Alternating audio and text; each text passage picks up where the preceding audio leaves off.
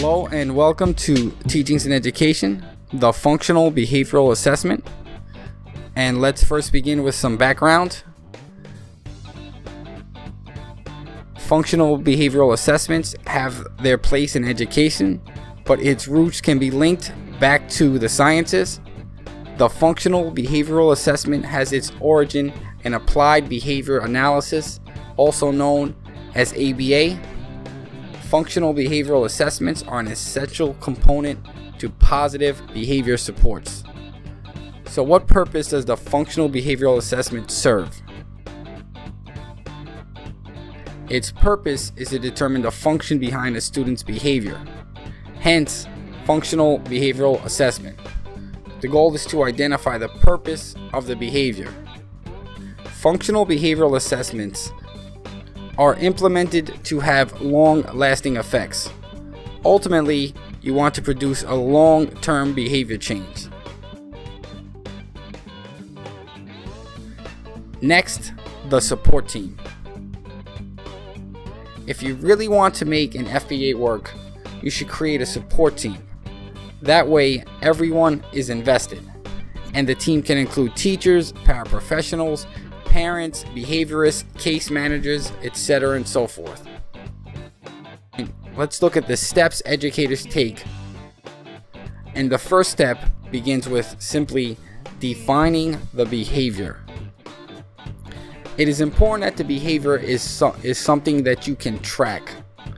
So the behavior must be defined in measurable and observable terms. The behavior also should be defined in a way where it can be assessed. Then educators can evaluate the behavior by frequency, duration, and intensity.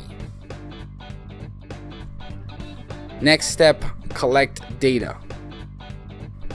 Think of a functional behavioral assessment as a scientific experiment. You're going to need data to make inferences. So gather data to determine the cause and function of the behavior. The next step is to formulate a hypothesis. Again, think of an FBA as a scientific investigation. First, analyze the antecedents, both fast and slow triggers, along with behavioral consequences. Based on that analysis, create a hypothesis. The hypothesis is a statement of what the underlying behavioral causes are. Next up, create a BIP. And what does BIP stand for? Behavior Intervention Plan.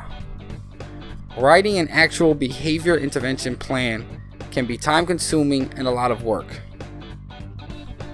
The plan should include positive supports. This step is followed up with the implementation of the BIP plan. Planning is important, but so is its execution. And remember, be clear and authentic in your instruction, and work towards building positive relationships. And now the last step, monitor implementation. Look to see if the behavior is increasing or decreasing. And check in on the support team from time to time. Make sure you solicit their input. Right now, I just want to say thank you for your time, and I would really appreciate it if you could subscribe to this channel. And if you can please like this video as well. Thank you very much.